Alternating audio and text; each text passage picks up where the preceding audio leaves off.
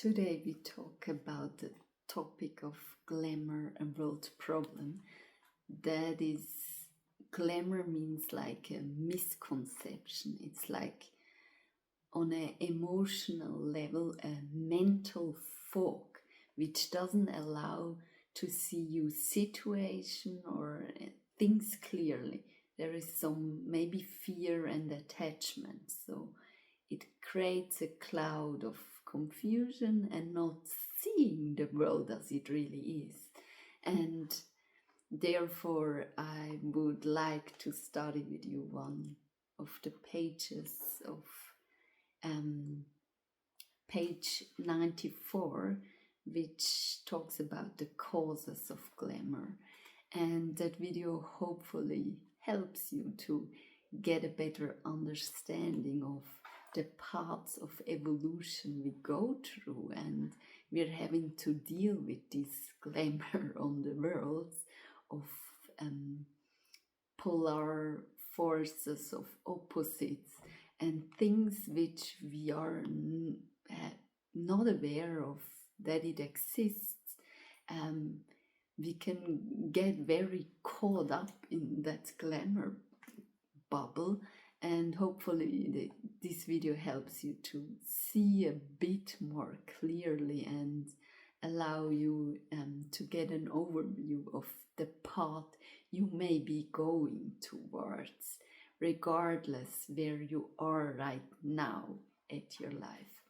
So I'm starting to read, and I don't read all, I just summarize a few from my viewpoint, important points, which hopefully help you to get some clarity about the problem of glamour. So, the world glamour, we shall now employ the world glamour to cover all the aspects of those deception, illusions, and misunderstanding and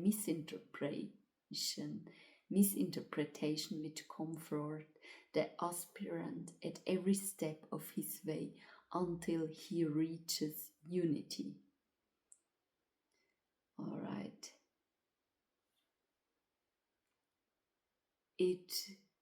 The cause of glamour is primarily based upon the sense of duality. If such duality did not exist, there would be no glamour, and this perception of the dual nature of all manifestation lies in the very root of the trouble which humanity is in time and space faced. It means the root cause of that glamour is really duality, two different sides of the coin. And what it means then, the dweller in the body perceives wrongly, he interprets incorrectly that which is perceived. He processes to identify himself with that which is not himself. He shifts his consciousness into a realm of phenomena which engulfs him, deludes him, and imprisons him until such time as he becomes restless, unhappy, under the sense of something is wrong.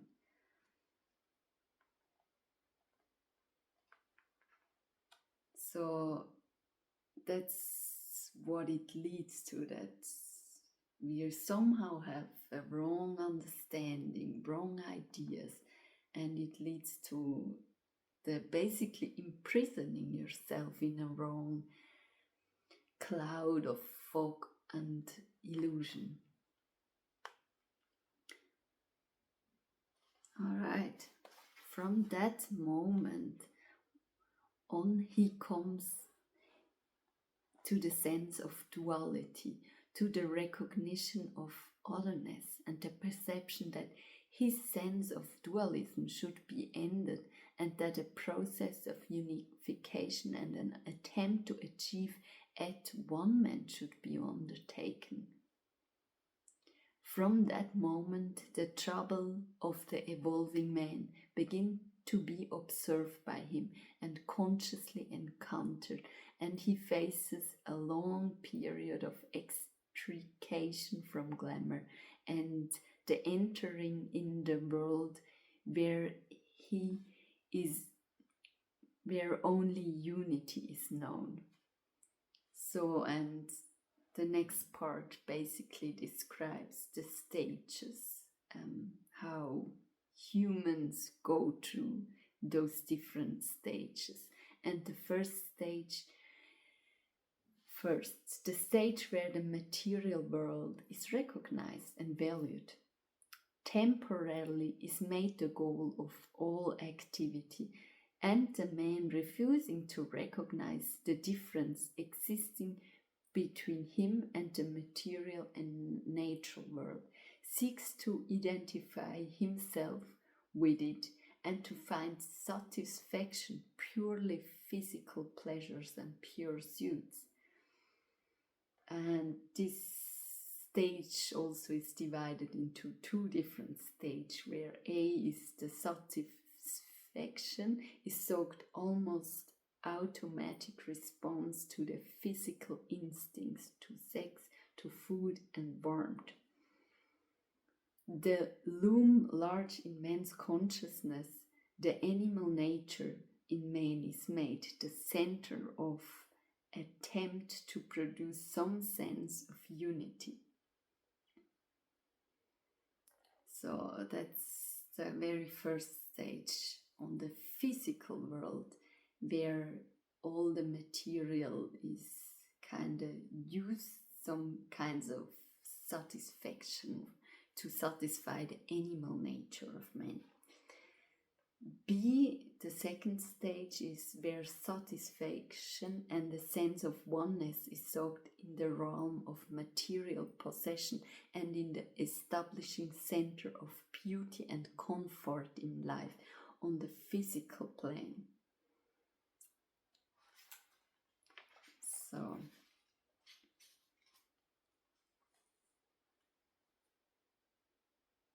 it is a very different person to the one who's now seeks synthesis in the materialism of beauty upon the outer plane. The supple man is now becoming more dormant. So that is the first stage. Secondly, the stage where the man first of all becomes aware of the duality, which can be expressed with the world, the man and the force.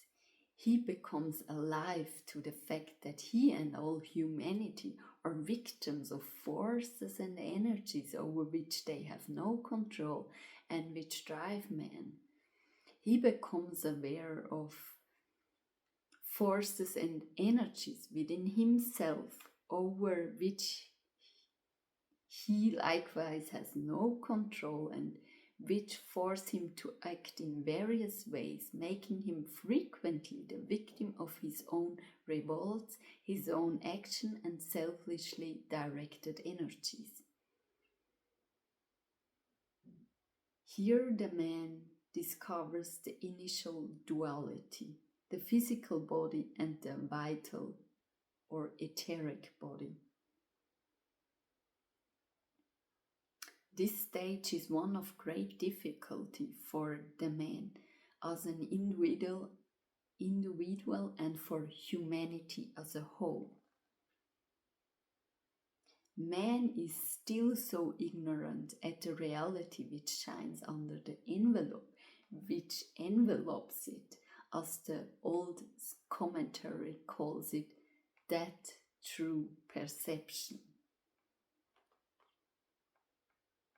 So out from the material to that there are forces and energies outside of us which sometimes influencing us to do certain things.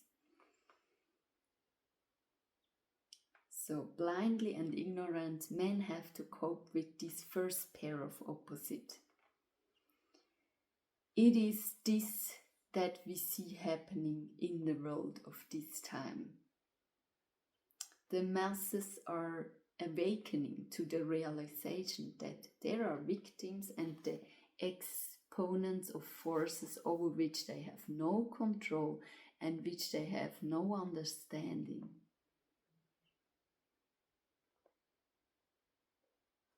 The world tension today consists in the fact that physical force and etheric energy are at grips.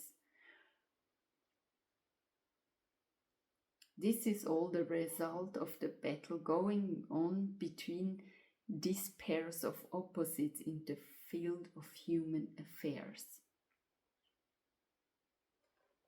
So that is what we currently see, that there are some different kind of forces that have an effect on humanity. And yeah, so the pairs of opposites upon the astral plane.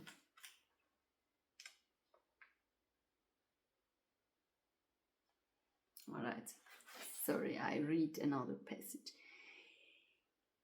He is found in all fields of science, of religion, of politics, or in any other department of life. His etheric unity producing reorientation with its result of clear vision, a grasp of truth, and a picture to the immediate way to go, serves temporarily to glamour the man with a sense of achievement, of surety, of power, or of destiny. He goes ahead blindly, furiously, and ruthlessly until suddenly he is brought sharply upon against changing condition and recognizes another far more difficult situation. So, now we have said the mental on the physical plane, and then we have recognized that our forces, energy and forces, and now the next battlefield is the pairs of opposite on the astral plane. He becomes Arunja upon the field of battle. All senses of at-one-ment, of direction, of sure and oft-times mock certification disappears, and he is lost in the fogs of glamour on the astral plane. So that's the next stage we have to take and go to. Someday this group and other such groups should work as a group under direction of their master, in piercing the world glamour and letting in some light and illumination so that man can walk from Hereford more truly on the way in safety. So be not disencouraged by this glamorous weakness, but regard your effort to understand the problem and your ability to arrive at the solution in your own lives, apart from the contribution which you can make to this most stupendous of world problem. So solve your glamour by dwelling in the light and holding the mind steady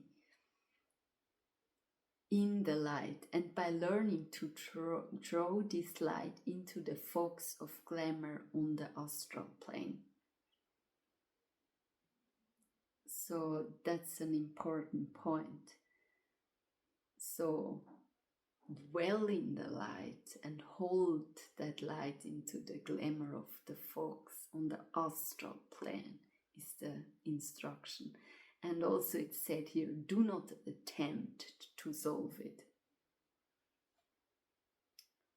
As some aspirants so frequently do by saying, now I understand, whereas all that they do, and many of you do the same, is to react to a self-evident occult platitude. So we don't need to understand everything. The task is on that astral plane glamour to steady hold the light and to put that light into the fog of the astral plane. And then the third stage of glamour is often called the Arunya experience. Today, the world Arunya is facing the pairs of opposite, just as does the individual disciple, ready when the pairs have been resolved into a unity to treat the path of discipleship. It might point out that the masses in all lands are wrestling in the first pair of opposite that upon the physical plane. When that resolution takes place, the masses will step onto the path of purification. This is rapidly taking place now.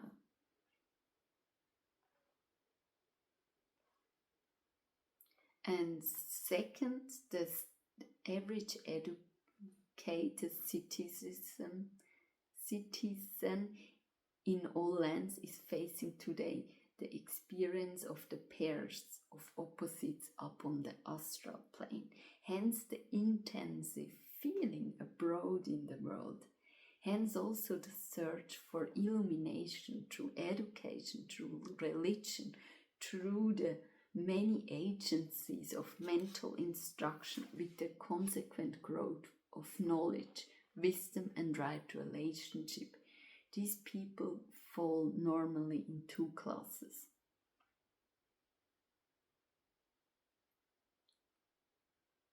So first, the ones who are aware of the necessity for decision and discrimination in thinking and in choice, but who are not yet truly aware of the implication or of the indication.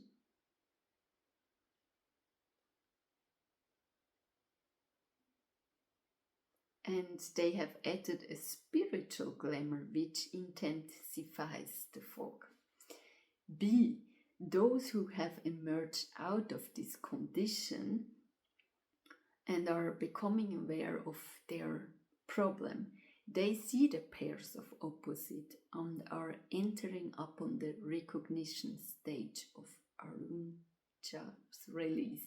They see the form of God and the indwelling reality, which that form are arriving at the decision to let the warrior carry on the fight. They will then, when right decision and right choice have been made, stand up and fight, and will find themselves no longer on the path of purification, but of the path of discipleship. So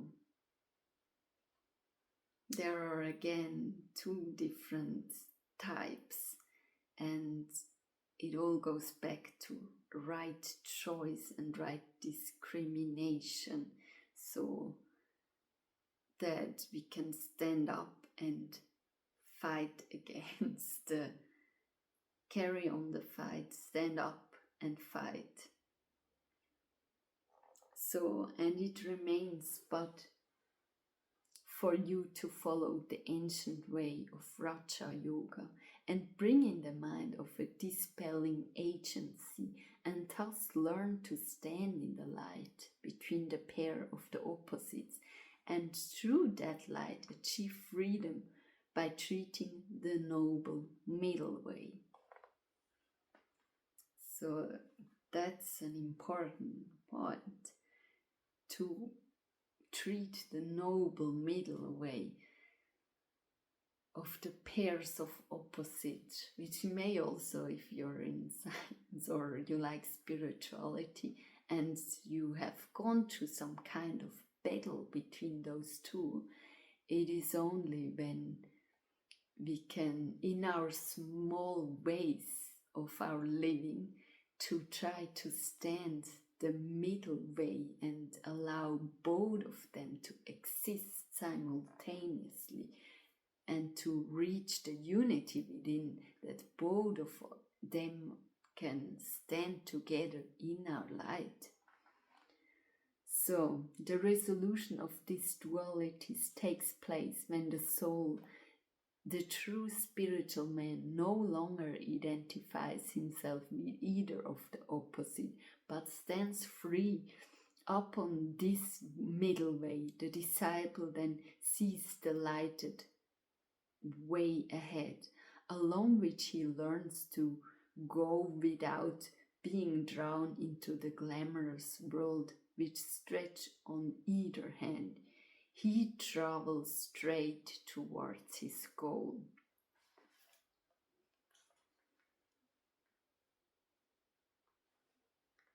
So I think that is...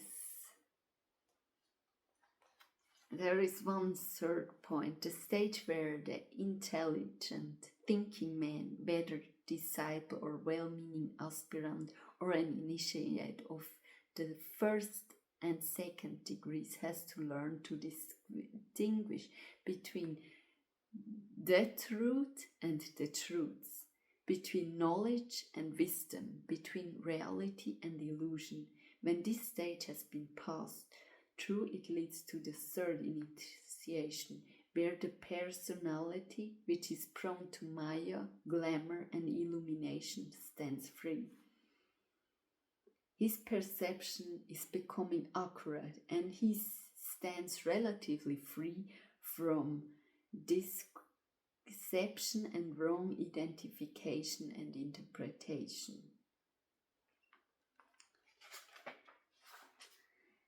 So that is our goal, however, in which path we are, and may achieve our little middle way in our small experiences in life. That's an overview where we want to move and evolve towards as humanity, and what battles do we actually have to face while evolving on this planet. So the final fourth stage is the stage by stage. The man has progressed from one stage of illusion or glamour to another, from one point of discriminative opportunity to another, until he has developed himself three major capacities: the capacity to handle force, the capacity to treat the middle way between the pairs of the opposite, and the third, the capacity to use intuition. I think that's more than enough for today, which is a lot to reflect on. The parts of glamour on the physical, astral plane, and how we can move through it, moving from the polar opposites, which are the causes, to slowly bringing our way back to the middle way and standing in the light and the center of, in that fog, to not be identified as one of the other, but standing in the light, and to realize they're both one of the same. And yeah, I think it's a lot to reflect, so I leave you with that, and maybe search for your own experience. How can you apply this? Where can you see you may get pulled by the duality of the nature? Where do you have still some emotional charge between two pair of opposites? And how can you bring more of the middle way in your life? That's what I wish for you. Thank you and take care.